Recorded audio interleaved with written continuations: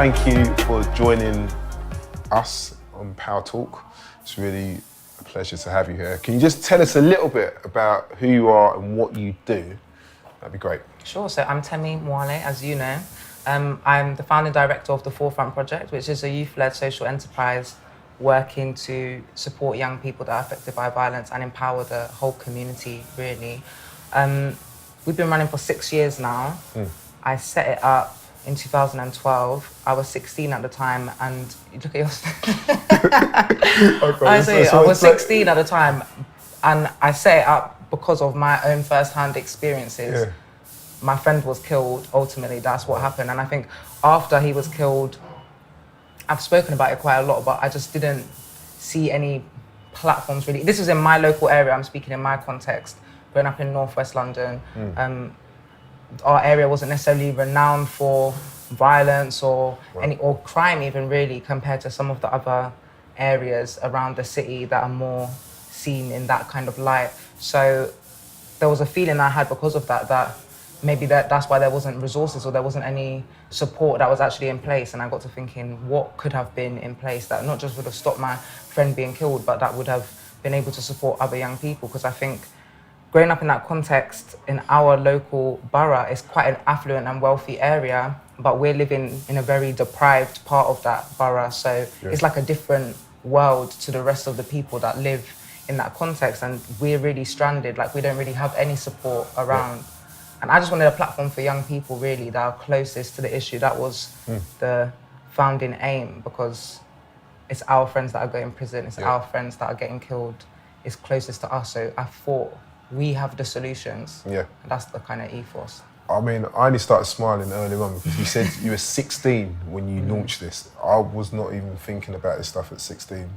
Don't want to know what I was thinking about at 16, but the point is, it's just amazing. And you're 20... Almost 23. You're almost 23, so it's incredible achievement. And tell us some of the stuff you do. Yeah, it's evolved a lot, obviously, over the last 6 years. We started piloting small kind of peer-to-peer youth-led interventions that really focused on giving support around emotional well-being and mental health. So I use those terms now, but at the time it's just if you've been a victim of this kind of violence, or even you're going through the criminal justice system, or there's stuff going on at school, you've been excluded, giving you somebody that's near enough to your age, like a few years older than you, that's also from your environment, from your area, that can relate to you, to speak through some of those things. And then also having targeted group sessions where we were really dealing with like legal empowerment, so teaching young people the law around violence, using the law to start those conversations, so we can start speaking about, okay, what is the sentencing for carrying a weapon, or how does the law around murder work, you know, because people think, oh, when they didn't intend to do something, or they just had a fight, or somebody died at the end of the fight, but you're still going to be charged with murder. So just making young people really aware of that. And then we start getting into more deeper conversations about, well, you don't agree with the law around the sentencing for carrying knives, but why? Why do you think it should be lower? Why do you think people shouldn't go to prison? You'd be surprised understanding what young people's perceptions of the legislation around it was, and how it kind of reflected how they saw the moral aspect to what they were doing, or how kind of detached they were to, you know, their own personal reasoning for wanting to carry a knife, maybe to protect themselves, and how the law is going to view something like that. It was very disconnected. So there's a big kind of lack of understanding of kind of, for example, stop and search. There's part of it. You know, things like joint enterprise. Nobody really knows anything about it, and I think that was one of the things. In school, a few years before I set this up, we had this kind of assembly that was about joint enterprise, and they showed us this film. The police came in. Just tell us very quickly what joint enterprise is. So joint enterprise. You're asking me. I'm a law graduate, so it's not an easy explanation. But essentially, if me and you are seen to be in something together, we can be charged for the same crime, even if we play different roles. So if we're to both get into a fight and you're to stab someone, I can be charged with murder, even if I didn't really know that you had the weapon, or didn't know that you were gonna do that. But because I'm there, that's the basic principle. And it's not a new law either. It's not really a law. Like, it's not a piece of legislation. It's a doctrine. Well, it kind of comes out of the. This is going to get a bit boring. That's okay. It's all right. It's interesting stuff. The Aiders and Abettors Act in 1861. It's evolved since then, and it's mostly case law that brings it forward to its current position. It was originally used to deal with dueling. Right. In, you know, like, you know, the at dawn. 18th, 19th century, and now, guns at dawn and all that business. Yeah. And it wasn't really being used until maybe 90s to early 2000s, I think, when it's kind of been brought back into its new form. And now it's seen as one of the main ways to deal with so-called gang-related crimes or group crimes. One of the things that I find really interesting about it is, obviously, we know from research, there's research that's been conducted by Dr. Patrick Williams and Becky Clark from MMU called Dangerous Associations, a whole host of other pieces of research that show us joint enterprise is mainly used or disproportionately used against, you know, Black and ethnic minority communities. So I find it really interesting when the conversation around joint enterprise is skewed, because in the papers, for example, they'll say, you know, this is the law that we used to convict Stephen Lawrence's killers. Right. Now, that's obviously a point of not just racial tension, but in our community memory, such a traumatic issue for us, a traumatic incident and a traumatic history that we all share around Stephen Lawrence and his racial, you know, murder. Yeah. So they're using that to justify now this legislation that is predominantly, you know, being used against our community as well. And what I find really, really interesting about it is, however many people were involved in Stephen's murder, only 2 of them are in prison. Yes. Had it been the other way around, or the way that joint enterprise is used now, we've got groups of 10, 13, 15 young people being charged for one offence, and they're all going to prison on life sentences. And it's not taking them 20 years. No. So I find the conversation very skewed, and it's definitely a racial issue, as well as a lot of the law that is used to deal with so-called group violence. The way that the narrative around gangs has been in this country has shaped that perception, means that there's a different type of the process for, you know, incriminating people that are so-called involved in gangs is predominantly used against Black communities, which means there's a whole different legal process that's being used against the Black community. And the Black community, whatever that may or may not look like, need to be well aware. And this is why it's really good that you're kind of working alongside Power to Fight, because I think this is the type of training which people really need to understand in terms of engaging. Let me take it a little bit of a step back. Sure. One of the things that we want to try and do is equip and empower people to understand the youth violence issue a little bit more.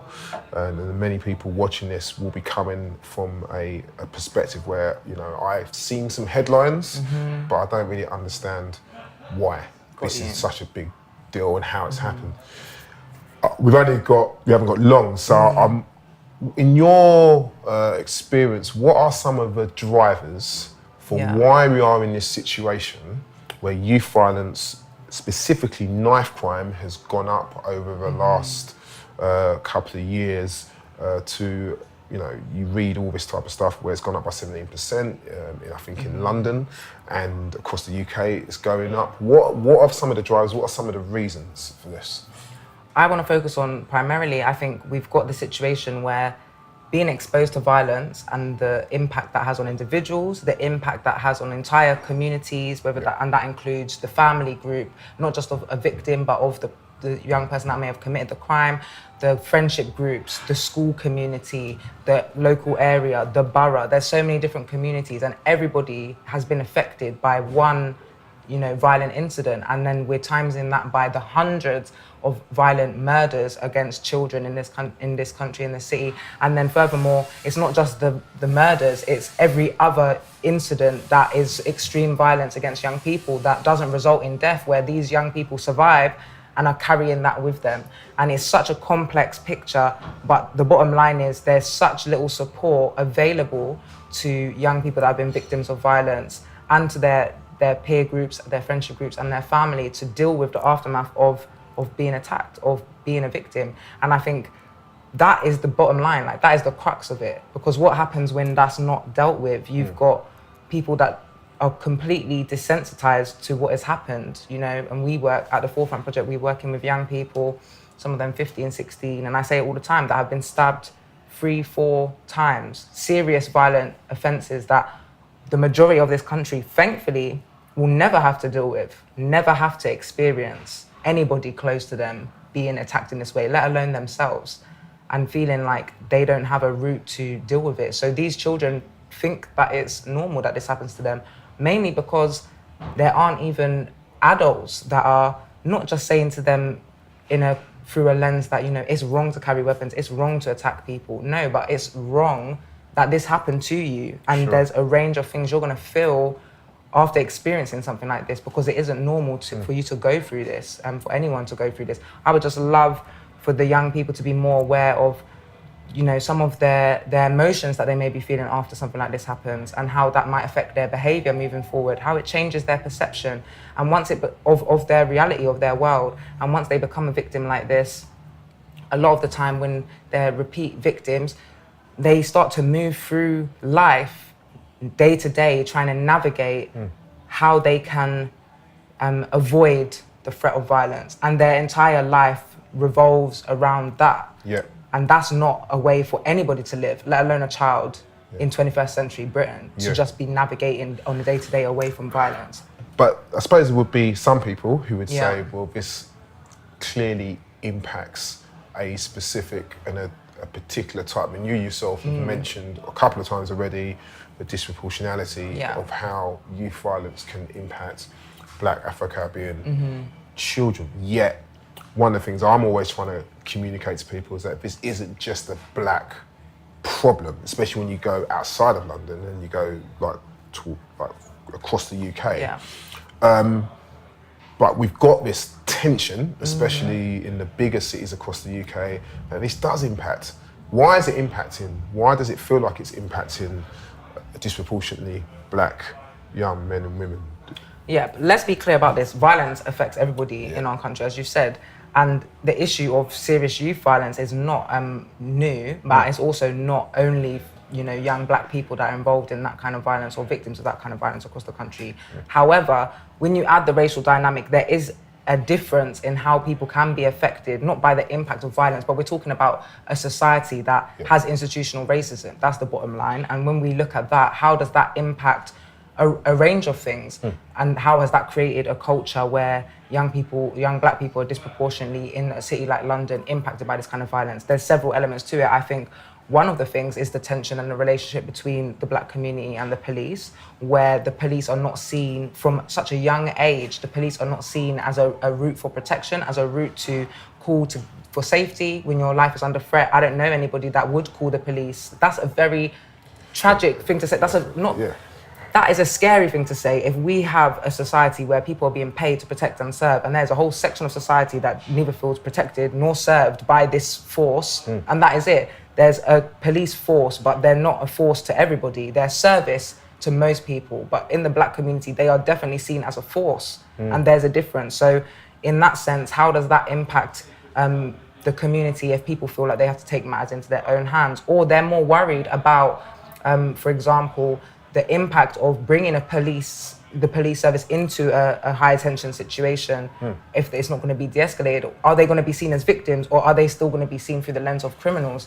You know, there's been people that have said they've called police to come and assist them, and they have been arrested in these kind of situations. That's not a one-off thing. These do happen, you know, often, and it's a collective community memory here that I'm talking about, of the historic issues around the police that then matches with their personal experiences from childhood up until today, that create this environment where the police are seen as being quite hostile and not there to support young people, and I think when they are victims. No, and I think you've made a massive point. I mean, I think it was the race disparity audit in 2016, 2017, which basically said that people, like the Black community, feel like they are the ones who are the most likely to become victims, but also the ones who have the least trust in the authorities.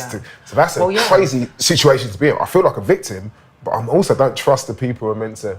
But it's not just policing, it's all other institutions. I use that as one example, but we're also dealing with, you know, the healthcare system. There's, when I'm talking about the mental implications, the mental health and emotional well-being, the impacts after being victims of violence, and then we've got a historic distrust of the mental health services in this country. That's another added element. We've then got, you know, why are, you know, Black communities more likely to live in deprived communities? Why are they more likely to live on the higher floors of tower blocks? Why are they more likely to have less income, less opportunity for earnings? So there's the socioeconomic disparities as well that are existing for all ethnic minorities, but particularly the black community in this country, that plays a role in it. So would you say, it sounds like you're saying, I'm not trying to put words in your mouth, but it sounds like we can't just look at youth violence or violence as just being the main issue. We have to actually look at all these other factors. These are the root causes. The root causes. Poverty. How are we going to address the violence without it? And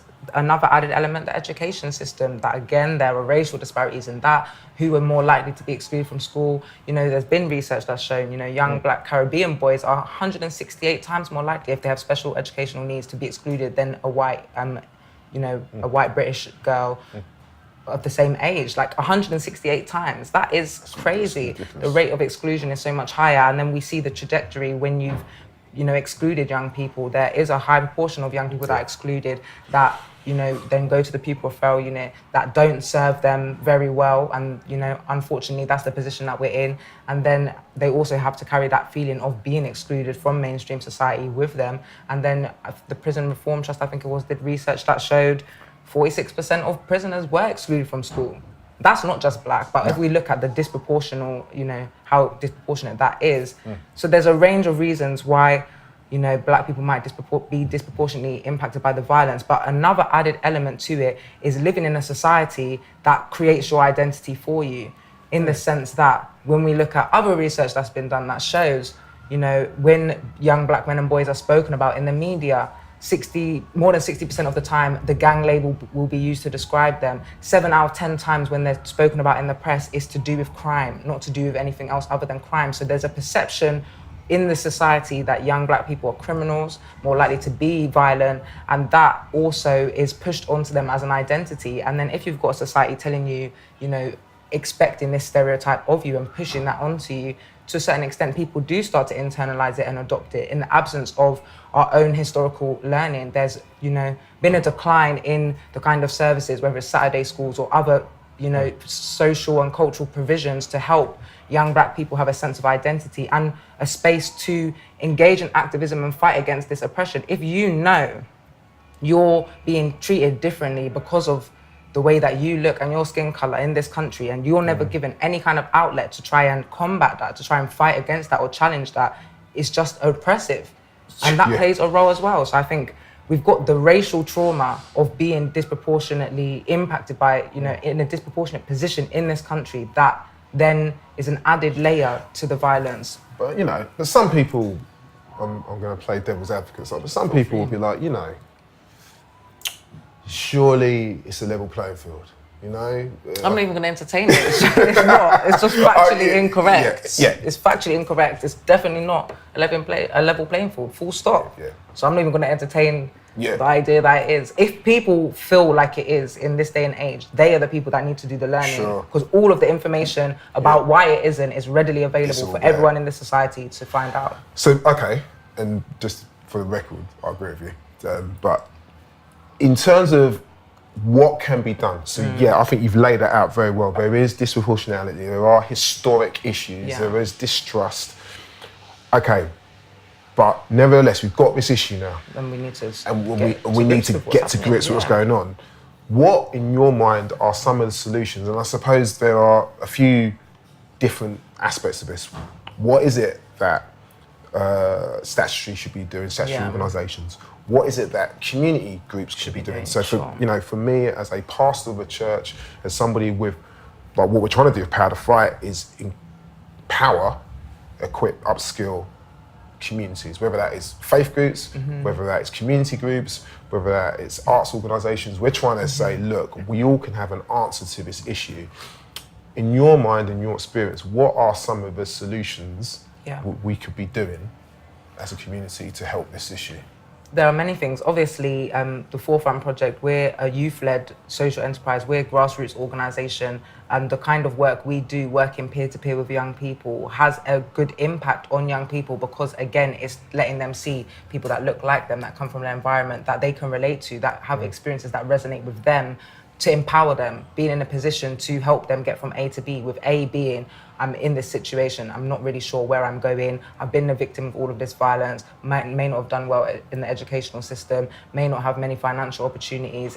It's they need support to deal with everything that's going on in their life. That's holistic support, and they need the people that are closest to them in their communities to be empowered to do that work, to support them on the ground in absence of the other services. Right. While we're waiting for 2-year waiting lists for mental health services, the community people that are there on the front line every day need to be upskilled, capacity building for them, so that we have the ability to deal with crisis, mental health crisis, with young people that may be experiencing PTSD or high levels of depression or a range of other psychological problems as a result of being victims of this violence. And we need the ability to support them. So I would really advocate for training to be, like, resources to be pumped into training people on the front line, people that are living in these communities, not just the grassroots organizations doing the work, but other community members, the aunties, the people that are running other businesses in the community, that people, anybody that's coming into contact with these young people, their family and their immediate close circles,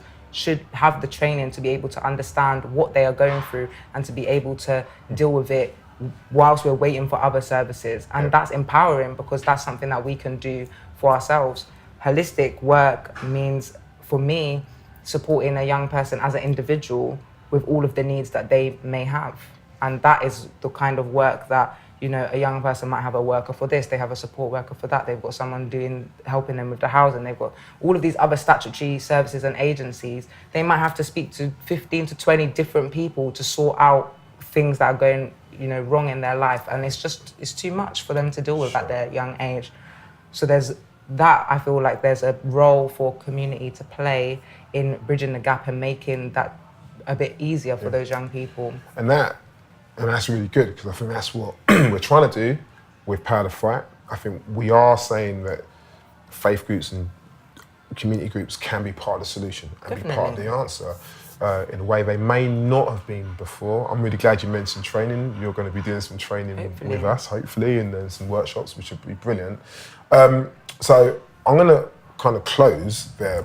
One thing I was about to say, give a final comment, if there's anything. I don't want people to underestimate that there is specialist work that needs to take place. So whilst there's a role for everyone in this struggle, and there's a way that everyone can support, and there's something everyone can do, I think for some reason it is seen as almost a glamorous issue, which is beyond me. But there's this idea that people kind of want to be there, in the trenches. You'll hear people saying they want to be on the front line working with young people that are going through these things, that are, the most in need at this time. And not everybody should be doing that work. There is a role for everyone, but so often we have people that are approaching us saying, they want to do this type of mentoring and they want to work with these types of young people. That work isn't for everyone. So I think it's understanding in this context, what is all of the things that need to be done, what are all the different roles that are available. And it's not just financial support, although financial support would be beneficial, empower those that are actually already doing the work, but it's also, how can you give your time? What is the best way to give your time? What's the best way to give your energy? And what skills do you have that you can give that will be beneficial, not just to the young people, but maybe to organizations. Maybe it's providing space for young people to meet. Maybe it's providing other mentorship or other guidance in business fields or other kind of opportunities. There's many things that can be done, not just, working on the front line. And I think that's a brilliant point to close on, because I think that way everybody can feel that there's something they can do. Because you're right, not everybody is. This is part of some of the criticisms I give to people. It's kind of like, when we're even thinking about how we do our charity, very much everyone's like, well, you've got to do the front line stuff. And the way I look at it is that there is kind of ground war and there's air war. And I think the ground war in my mind would be, there is the face-to-face work with young people, and I think that's good. There's a lot of organisations that are doing that. But I think equally as important is what I call the air war, which is sometimes the strategy, the advocacy, the be able to liaise with different organisations and stuff, and hopefully you can bring them together, and then you can get this synergy of work. But I think you made a massive point. We can't just look at this as a glamorous thing, especially when, like you, I've seen young people I know who have been murdered, and this isn't a joke. So I think it's a really important point. Temi, thank you. Thank you. It's always enlightening and inspiring just talking to you. And I wish at 16 I was doing some more important things like you were doing. But thanks for your time. Appreciate it.